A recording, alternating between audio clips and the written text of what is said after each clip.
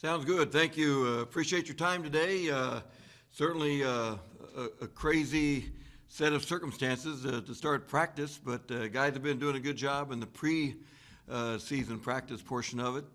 They've worked hard. It's a fun group every day. They're anxious to get started, a little bit more extended type practices. A lot of good combination of returning guys plus new guys to the program. Older guys are giving great leadership and doing a good job and kind of setting the standards. So anxious to get going and look forward to the year ahead, and hopefully it's somewhat normal in terms of playing ball games. It's certainly going to be different in some areas, but playing ball games, getting into the conference play, having somewhat normal season going ahead. All right, I'm going to have Eric Bailey lead us off with questions. Well, Lon, I was just wondering, how much do these kids, when they came back over the summer, and how much do they really need basketball after this pandemic, and how much are you sense that excitement moving forward with the schedule now forming in front of them? Yeah, I sense that basketball is kind of their comfort zone when they come to practice every day, when they're around each other, when they're in the gym. During all the craziness that's going around in other areas of their life. I think in the gym they kind of forget all that and able to focus on what they love to do. So they need that. I think as anyone would need what they're most comfortable and most enjoy doing. And basketball is that out, if you will, for the guys, and they look forward to it. Then Garen Emig, we'll go to you next. How you doing, Lon? Doing well. How you doing? I'm good, man. Good to see you again. You too. Not just for you guys, but for the sport. What do you foresee as some of the primary challenges of playing a season in conditions like this? Well, staying healthy is probably the most obvious one. From a roster standpoint, there's going to be some games perhaps with a different looking roster from one opponent to the next. The travel, the accommodations on the road. Just talking with Coach Shep about all the different things we have to consider that we haven't considered before. Like at home games, there's not going to be any unofficial visits. There's not going to be any recruits attending. How do you deal with players getting with their families after ball games? Things that you kind of take for granted in a normal season. So many of those things. When you travel, is it one bus? Is it two buses? When you fly, is it a bigger plane so you can spread out? Is it, who knows? All those areas need to be considered. And I think OU's done an exceptional job, since students have come back to campus, not only athletic department, but campus-wide. They've got their protocols, and our medical folks have done a terrific job. Okay, thank you. You bet. We'll go to Parker next. Yeah, Coach, appreciate your time this afternoon. I'm just curious, do you have any updates on Elijah Harkless and Mo Gibson's status? I know last we talked, I believe you were at least hoping that they'd be granted immediate eligibility. No update as far as a ruling. Again, we'll make application for each as we've done. It will go to the hands of the NCAA committee on the eligibility aspect of it. No response at this point. Expect something in the near future. Certainly, the season's still 6-7 weeks away, but it'll be approaching more quickly than we might imagine. Thanks, Coach. Yep, thank you. Next up is Joe Bettner. Lon, how much is it going to help maybe having such a veteran team? I know you got Mo and Elijah, but how much is it going to help having a veteran team considering how strange this season might be this year? Probably, in a year where, veteran experience does help. No question about it, given the shortened, length of, maybe practice time, the protocols in and around ball games, the additional distractions that might be available that the older guys might be able to deal with better than someone coming on as a freshman or a newcomer.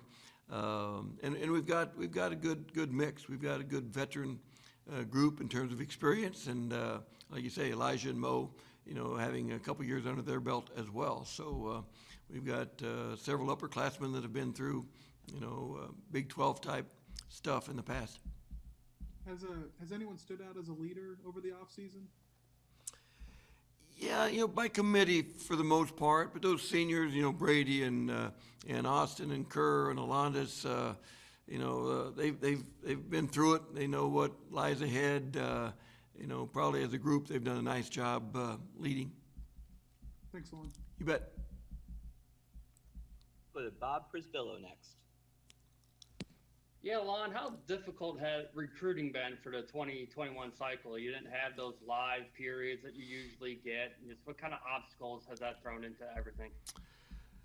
Certainly different. You're not traveling. You're not bringing prospects to campus. You're not able to watch them in person. A lot of video work, a lot of Zoom work. It's hard to measure the impact at this point.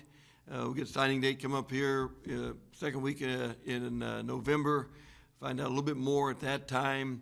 But as far as where we stand right now with the idea of signing guys in November, from a numbers standpoint and a possibility standpoint, not really any different than previous years.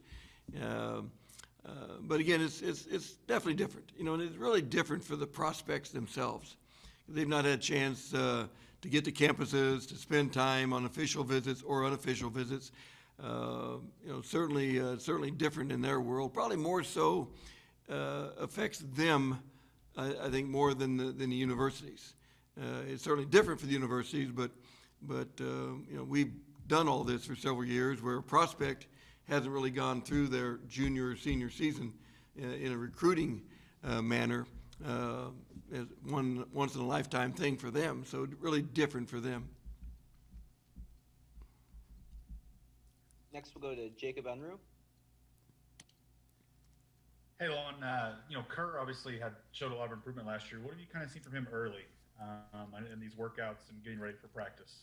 Yeah, really excited for Kerr. He's made a lot of progress, and I think this year will be another year where he takes a big step, a little bit more scoring. He's always protected the rim. He's very, very good defensively in guarding ball screens and communicating from that kind of that back line of support defensively. Got a good feel for the game. He's doing a good job. He's doing a really good job. Consistently, day in, day out, he's performing at a much higher level, and one you'd expect a fifth-year senior to do. And I think he's taken advantage of that experience that he's gained, and he's worked hard to get where he is. What do you kind of think of the depth around him at that position? Yeah, we've got Rick Asanza, who's a redshirt freshman. He was here last year. Made tons of progress. He's big, he's strong, he's a rim protector, very good mobility. Then we got Brady, of course, can play the 5 spot as he did several minutes last year. Probably those 3 guys will share the 5 spot. Victor Wilcor could move over there if we want to go really small, but Victor's very athletic, very big in terms of plays big. Could play the 5 spot. So we got good depth there, and then the same thing at the 4 spot with those guys being able to have versatility between Brady and Victor and Jalen Hill, Ron Garang. We got pretty good depth, at those spots. Thanks, Lon. Yep, thank you. Next, we'll go to Myron. Yeah, Lon, last time we saw Reeves, he was putting up, I think, 40, 41 points in a game winner at TCU, and Brady's played since he got there. How much do you lean on those guys this year? Because there's, the last couple of years, Christian was kind of a leader for you. How much do you lean on those 2 guys here in the early going of the season? Well, as you might imagine, quite a bit, given their experience, given the success they've had in the Big 12, competition. Anytime you've got that experience, especially in a year like this where, there's so much uncertainty as to what lies ahead, I think you tend to lean on your experience a little bit more. People have been through it a little bit more.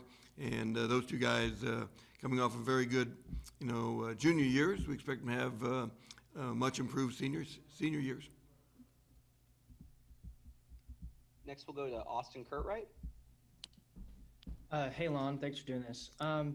So, you lost Jamal Banami in the offseason to transfer, and, Davion might not have had the season he quite wanted last year. What have you kind of seen from him and his development this year, especially because, he might have that added responsibility on the court this season? Yeah, Davion's done a really good job. I thought last year he made some adjustments during the year to where he ended up, playing pretty well.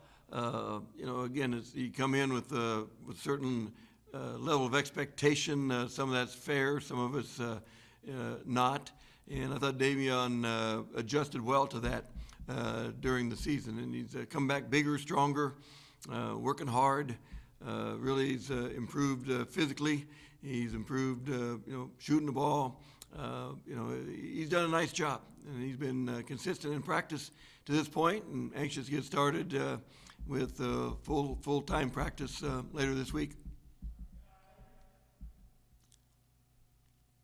Then we'll go back to Bob Prisbillo. Yeah, Lon, how much emphasis has there been on mental health? I mean, football lost spring practice. You guys lost conference tournament, NCAA tournament. How tough was that for those guys to get over, and what did you try to do to try to help them? Yeah, I'm sure it's impacted some more than others. Outwardly they seem to responded well to it. Anytime you lose your conference tournament, you lose your NCAA tournament opportunity.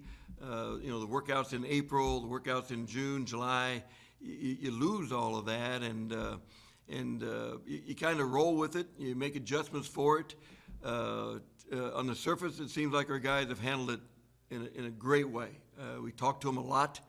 They seem to be, solid footing, feeling good, anxious to get the season started. If there's anyone that's been affected by it, more than what you would be just a very normal, and they've handled that well, then we'd be surprised. We think everyone's in great shape and feeling good. They're disappointed by, some things they missed out on, but we've talked early on, the big thing is from an attitude standpoint is how we respond and how we just remain flexible and adjust to whatever comes and realize it's not going to be normal. It might not be fair to what the norm would be, but adjust and move on. And our guys have done a good job to this point. All right, just due to time with some athletes coming up as well, we only have time for one more question, so Garen Emig is going to close us out. All right, Lon, the question about numbers, you don't have 110, 120 guys to look after like Lincoln does with regard to a football roster, and yet if you get one positive test and the tracing element is introduced, all of a sudden you're looking at a real, dangerous situation. And it goes for other coaches as well. But is that, how high up on the concern list is just what you're dealing with in terms of a roster and tracing going into this? Going into the year, I think that would have to rank really high in terms of concern. As you say, one positive, tagged along with the tracing could reduce your roster by 50% or even more. And I think moving 2 conference games prior to Christmas was a great idea by the conference. Gives us that window of a week prior to conference tournament to make up games if any should have to be postponed. But again, it's something you talk about with your players all the time and just encourage them to keep making good decisions, hang with the people they're comfortable with. Is not fair in terms of what a normal college year would be like. But again, I think our guys have handled that very well to this point. And yet, like you say, it doesn't take but just one, I don't know if it's a mistake, but one misstep and being wrong place, wrong time, and all of a sudden you can trace it back to your roommates, back to teammates, and have half your team, not available for a couple weeks. That's the world we live in for a season, and if that happens, we'll adjust to it. Hopefully it doesn't, but you have to anticipate that possibility. Okay, thanks. You bet. Thank you.